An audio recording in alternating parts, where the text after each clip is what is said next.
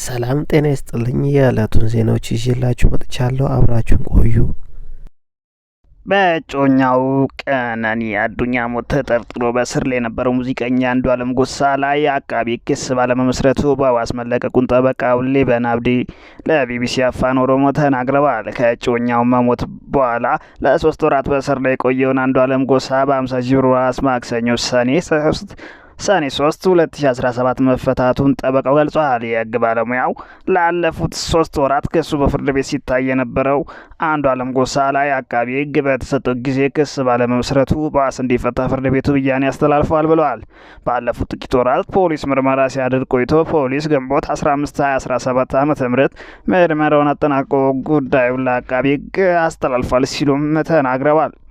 ጠበቃው አቃቤ ህግ የፖሊስ ምርመራ በደረሰው በ15 ቀናት ውስጥ ክስ መመስረት አለበት። ነገር ግን አቃቤ ህግ እስከ ግንቦት 30 2017 ዓ.ም ድረስ ክስ እንዲመሰረተው የምርመራ በቂ አይደለም ብሎ መዝጋት ቢኖርበትም ይህን አላደረገም ብለዋል። አቃቤ ህግ የፖሊስ ምርመራ በደረሰው በ15 ቀናት ውስጥ ክስ ካልመሰረተ ከህግ ውጭ ታስሯል ተብሎ ስለሚታሰብ የደንበኞቻቸውን አካል ነጻ የማውጣት ጥያቄ እንዲከበርላቸው ጠበቃው ለፍርድ ቤቱ መጠየቃቸው ገልጸዋል።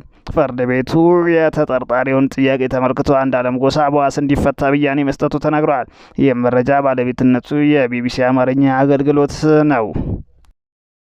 አልተያዘም፣ በፖሊስ ቁጥጥር ስርም አይደለም። የአዲስ አበባ ፖሊስ አትሌት ገለቴ ቡርቃ እስር ቤቶችና 4 ተሽከርካሪዎች በቀድሞ ባለቤቷ እንድትሸጡ በመግለጽ ሰሞኑን ፍትህ ስትጠይቅ ተስተውላለች። አትሌቷ ባጋጠማት ጉዳይ ፍትህ እንዲሰጣት የኢትዮጵያ አትሌቲክስ ፌዴሬሽን ትላንት መግለጫ መስጠቱም ይታወሳል።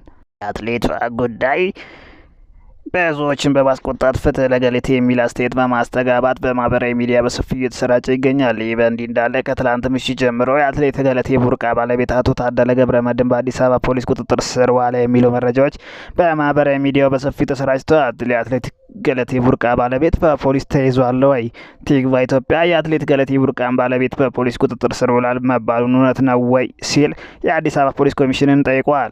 የኮሚሽኑ የህዝብ ግንኙነት ዳይሬክተር ኮማንደር ማርቆስ ታደሰ ብዙ ሰው ያወራል፣ የለም እኮ ፖሊስ ጋር የለም፣ እኛ ጋር የለም የሚል አጭር ምላሽ ሰጥተዋል። ግለሰቡ እንዳልተያዘና የሐሰት መረጃ እንደሆነ የገለጹት ኮማንደር ማርቆስ አልተያዘም፣ በፖሊስ ቁጥጥር ስርም አይደለም ሲሉ ለቲግቫ ኢትዮጵያ ተናግረዋል። የድምፃዊ አንዱዓለም ጎሳ በዋስ የመፈታቱ ውሳኔ በተመለከተ የሟች ቀነኒ አባት አቶ አዱኛ ዋቆ ምን አሉ?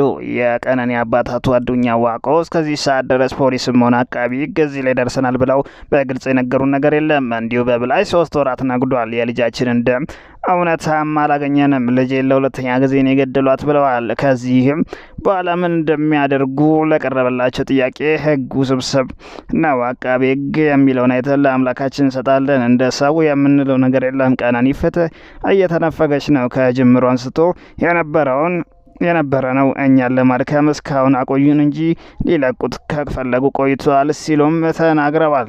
አክለውም በዚህ አካሄድ እንሞክር ብለን እንጂ ፍትህ አናገኝም ብለን እናስባለን። ከእሷ ደግሞ የልጁ ታዋቂነት ይበልጣል ሲሉም ገልጸዋል። ጣናነሽ ቁጥር 2 ጀልባ በአዳማ ከተማ አቀባበል ተደረገላት። በጣና ሐይቅ የመዝናኛ የትራንስፖርት አገልግሎት ለመስጠት ወደ ሀገር የገባችው ጣናነሽ 2 ጀልባ አዳማ ከተማ ደርሳለች። ጀልባ በዛሬው ዕለት በአዳማ ከተማ ስትደርስ የከተማ ነዋሪዎች ወደ አደባባይ በመውጣት አቀባበል አድርጓል። እንዲሁም የከተማ አስተዳደሩ ከንቲባ አቶ ኃይሉ ጀልዴን ጨምሮ የኢትዮጵያ ባህር ትራንስፖርት ሎጂስቲክስ የስራ ኃላፊዎች በአቀባበል ስርዓቱ ላይ ተገኝተዋል። የኢትዮጵያ ኤሌክትሪክ ኃይልና የኢትዮጵያ ኤሌክትሪክ አገልግሎት ጀልባዋን ለማሳለፍ በመንገድ ላይ ያሉ የኤሌክትሪክ ገመዶችን በማንሳት እንዲሁም የሚቋረጡ የኤሌክትሪክ አገልግሎቶችን በፍጥነት በመመለስ ርብርብ እያደረጉ ይገኛሉ። በተጨማሪም የከተማ አስተዳደር የትራፊክ መብራቶችን በማንሳት ጭምር ጀልባዋ በምታልፍባቸው መንገድ አስፈላጊውን ትብብር በማድረግ ላይ ነው። ጣናነሽ 2 ዘመናዊ የህዝብ ትራንስፖርት ጀልባ 38 ሜትር ርዝመት ያላት ሲሆን በአንድ ጊዜ 188 ሰዎችን የመጫን አቅም እንዳላትም የባህር ትራንስፖርት ሎጂስቲክ መረጃም ያመላክታል። በፌዴራል መንግስት የ2018 ዓመት በጀት ውስጥ ለአዲስ አበባ ከተማ የሚሰጥ የበጀት ድጋፍ ሳይካተት ቀረ። በቀጣይ ዓመት የፌዴራል መንግስት አጠቃላይ በጀት ውስጥ ባልተለመደ ሁኔታ ለአዲስ አበባ ከተማ አስተዳደር የሚደረገው የበጀት ድጋፍ ሳይካተት ቀረ። በቀጣይ ዓመት በጀት ውስጥ ለክልሎችና ለድሬዳዋ ከተሞች አስተዳደር የተመደበውን የፌዴራል መንግስት የበጀት ድጋፍ ከዘንድሮ ጋር ሲነጻጸር በ92 ቢሊዮን ብር አድጓል። የህዝብ ተወካዮች ምክር ቤት ማክሰኞ ሰኔ 3 2017 ዓ.ም ባደረገው መደበኛ ስብሰባ የቀረበለት የ2018 ዓ.ም የፌዴራል መንግስት ረቂቅ በጀት ለተጨማሪ ዝርዝር እይታ ወደ ፕላን በጀትና ፋይናንስ ጉዳዮች ቋሚ ኮሚቴ ተመርቷል። ወደ 2 ትሪሊዮን ብር የሚጠጋው የኢትዮጵያ መንግስት የቀጣዩ ዓመት በጀት እየተጠናቀቀ ካለው ዓመት ጋር ሲነጻጸር በ24 በመቶ ከፍ እያለ ነው። በቀጣይ ዓመት በጀት ውስጥ ከግማሽ በላይ የሚሆነው 1.18 ትሪሊየን ብር የተመደበው ለመደበኛ ወጪዎች ነው። ለመደበኛ ወጪ ከተመደበው ከዚህ ገንዘብ ውስጥ ደግሞ ዕዳ ክፍያ ከፍተኛው ድርሻ ይዛል። ለካፒታል ወጪ የተመደበው በጀት 415.23 ቢሊዮን ብር ነው። ይህ ገንዘብ ካለፈው ዓመት ጋር ሲነጻጸር የ62 ቢሊዮን ብር ጭማሪ ቢኖረውም ለካፒታል ወጪዎች የሚመደበው ገንዘብ ከአጠቃላይ በጀት ውስጥ ያለው ድርሻ እንዳለፉት 5 ዓመታት ሁሉ በቀጣዩ ዓመትም ቀንሷል። መንግስት የነዳጅ ሽያጭ ላይ 15 በመቶ የተጨማሪ እሴት ታክስ ማስከፈል ሊጀምር ነው። ከመጪው ሐምሌ ወር ጀምሮ የነዳጅ ግብይትን በዓለም አቀፍ ዋጋ መሰረት ይሆናል ተብሎ ይጠበቃል። ላለፉት ወራት ቀስ በቀስ የነዳጅ ድጎማ እያነሳ ያለው መንግስት ሙሉ በሙሉ ድጎማውን ከማቆም ባሻገር የተጨማሪ እሴት ታክስ ሊያስከፍል ማቀዱን ተሰምቷል። የፌዴራል መንግስት የ2018 ረቂቅ በጀት እንደሚያሳየው ከነዳጅና የነዳጅ ውጤቶች 15 በመቶ ቫት በማስከፈል ከ3 ቢሊዮን ብር በላይ ለመሰብሰብ ማቀዱን ያሳያል። የፌዴራል መንግስት የ2018 የገቢ በጀት በሚል ለፓርላማ የቀረበውን ረቂቅ በጀት ከስኳርም 1.9 ቢሊዮን ብርና ከጨው 337 ሚሊዮን ብር ተጨማሪ እሴት ታክስን ለመሰብሰብ መታቀዱን ያሳያል። ከዚህ ቀደም እንደ ዘይት፣ እንደ ስኳር ያሉ ምርቶች በመንግስት የሚደጎሙ ዋጋቸውንም ተመጣጣኝ እንዲሆን ከተጨማሪ እሴት ታክስ ነጻ የነበሩ ዋጋቸውም መሆናቸውም አይዘነጋም።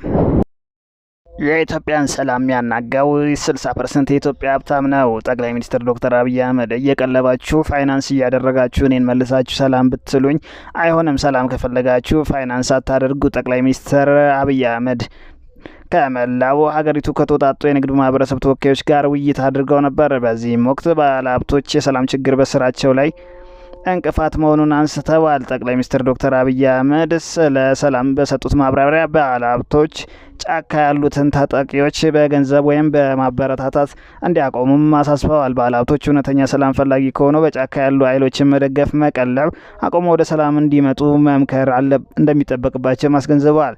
ሰላም የሚፈልግ ካለ በእኛ በኩል ምንም ችግር የለም፣ እንቀበላለን። እናንተ ጫካ አትላኩ ያሉት ጠቅላይ ሚኒስትሩ መንግስት በሰላም የሚመጡ አካላትን ተቀብለው ለመወያየት ዝግጁ ነው ሲሉን ተናግረዋል። ህግ ማስከበር ስራችን ስለሆነ የሚቀጣ ካለ እንቀጣለን ሲሉም አክለዋል። ጠቅላይ ሚኒስትሩ የኢትዮጵያ ሀብታሞች የሀገሪቱን ሰላም በማደፍረስ ላይ 60 በመቶ አስተዋጽኦ ያደርጋሉ ሲሉም ተገልጸዋል። እየቀለባችሁ ፋይናንስ እያደረጋችሁ እኔን መልሳችሁ ሰላም ብትሉኝ አይሆንም። ሰላምን ከፈለጋችሁ ፋይናንስ አታደርጉ ሲሉም አሳስበዋል። የሰላም ችግር ትልቅ ኪሳራ ነው ያሉት ጠቅላይ ሚኒስትር ተቃዋሚዎች የሆኑ ባለሀብቶች ሰላምን የማረጋገጥ ግዴታ የመንግስት ብቻ አድርገው በመውሰድ ከኃላፊነት መሸሽ ተገቢ አይደለም ብለዋል። በሌላ በኩል መንግስት ኮንትሮባንድና ህገወጥ የመሳሪያ ዝውውርን ለመቆጣጠር በአዘጋጃቸው የፍተሻ ኬላዎች የኮቴ እያሉ ገንዘብ የሚጠይቁ አካላት እንዳሉም በውይይቱ ላይ ተነስተዋል። ጠቅላይ ሚኒስትሩ በዚህ ጉዳይ ላይ በሰጡት ምላሽ እነዚህ የፍተሻ ኬላዎች የማይኖሩ ከሆነ ህገወጥ የጦር መሳሪያ እየገባ የሰዎችን ህይወት እንደሚቀጥፍ ተናግረዋል። ነገር ግን ገንዘብ ሳይጠየቅ ፍተሻ የሚደረግበት መንገድ ለማመቻቸት መንግስት ከንግዱ ማህበረሰብ ጋር በትብብር ይሰራልም ብለዋል። ወደ ውጪ ዜና እንገባለን። በዛምቢያ የወርቅ ማዕድን ማውጫ ላይ በተነሳ ሁከት ከ100 በላይ ሰዎች በቁጥጥር ስር ዋሉ። በማዕከላዊ ዛምቢያ ከተማዋ ሉሳካ 470 ኪሎ ሜትር ርቀት ላይ በሚገኘው ቦታ ላይ ከ100 የሚበልጡ ሰዎች የማዕድን ማውጫ መዘጋቱን በመቃወም በህገወጥ የወርቅ ማዕድን ማውጫ ስፍራ ረብሻ በማስነሳታቸው በቁጥጥር ስር ውለዋል። እንደ ፖሊስ ገለጻ ሁከት ፈጣሪዎች ከፖሊስ ጋር ግጭት ውስጥ በመግባታቸው በአንዳንድ መኮንኖች ላይ ጉዳት አድርሰዋል። በግጭቱ ሲሚንቶ የጫነ ተሽከርካሪ ሲዘረፍ የአካባቢው አስተዳደር ቢሮዎችም ወድመዋል።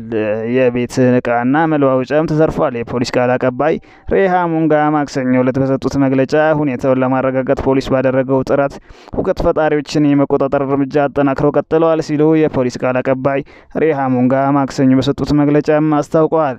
ምርመራው በቀጠለው በአሁኑ ወቅት 110 ተጠርጣሪዎች በቁጥጥር ስር መዋላቸውን አሙንጋ ገልጸው የፖሊስ እርምጃ ግን ሁኔታው እንዲረጋጋ አድርጓል። የአካባቢው ዲስትሪክት ኮሚሽነር ቶፕሰን ኮንዳ እንደተናገሩት ረብሻው የተቀሰቀሰው የማዕድን ቁፋሮ ሲወጡ የነበሩ ቦታዎች በጸጥታ መኮንኖች መዘጋቱን ካወቁ በኋላ ነው። ኮንዳ የወርቅ ማምረቻ ቦታ አስፈላጊ ሰነዶችን በማጠናቀቅ ሂደት ላይ ያለ የባለሀብት ነው ሲሉም ተደምጠዋል። የሰዓት እላፊ አዋጅ በሎስ አንጀለስ በካሊፎርኒያ ሎስ አንጀለስ ከተማ የሰዓት እላፊ አዋጅ ታወጀ። የዶናልድ ትራምፕ አስተዳደር ስደተኞችን ለመቆጣጠር በሚል የጀመረውን ዘመቻ ተቃውሞውን የከፋ አድርጎታል። ለመቆጣጠርም አደገኛ ሆኗል። የከተማ ከንቲባ ካረን ባስ በመሀል ሎስ አንጀለስ ከማክሰኞ ጠዋት 12 ሰዓት እስከ ረቡዕ 10 ሰዓት የሚዘልቅ የሰዓት እላፊ አዋጅን ይፋ አድርገዋል። በአዲስ አበባ ሰዓት አቆጣጠር ከሎስ አንጀለስ በ10 ሰዓት እንደምትቀድም ልብ ሊባል ይገባል። የአሜሪካ ሁለተኛው ግዙፍ ከተማ ሎስ አንጀለስ በስደተኞች ተቃውሞ መናት ከጀመረች 5ኛ ቀኗል ዛሬ ይዛለች። ሰዓት እላፊው በመሀል ከተማዋ እስከ 2.6 ስኩዌር ኪሎ ሜትር አካባቢ ድረስ የሚተገበር ሲሆን ካረን ባስ ይህን ውሳኔ ማስተላለፋቸው የተቃውሞ መክፋት ይጠቁማል ተብሏል። በከተማ ዝርፊያ መቆጣጠር አደገኛ ከመሆኑም በላይ ፕሬዚዳንት ትራምፕ ተጨማሪ ኃይልን ለማሰማራት ተገደናል ብለዋል። ሰዓት እላፊ ለቀናት ሊራዘም እንደሚችል ከንቲባዋ አስታውቀዋል። እንግሊዝ በፍልስጤማውያን ላይ ግጭት በማስነሳት ኬዝ በ2 የእስራኤል ሚኒስትሮች ማዕቀብ ጣለች። ማዕቀብ የተጣለባቸው የፍልስጤማውያን ሀገርነትን እውቅና ፈጽሞ የማይቀበሉ ናቸው የተባሉት የእስራኤል ደህንነት ሚኒስትር ኢታማር ቤንግቪን እና የገንዘብ ሚኒስትር ቤዛሌል ስሞትሪች ናቸው።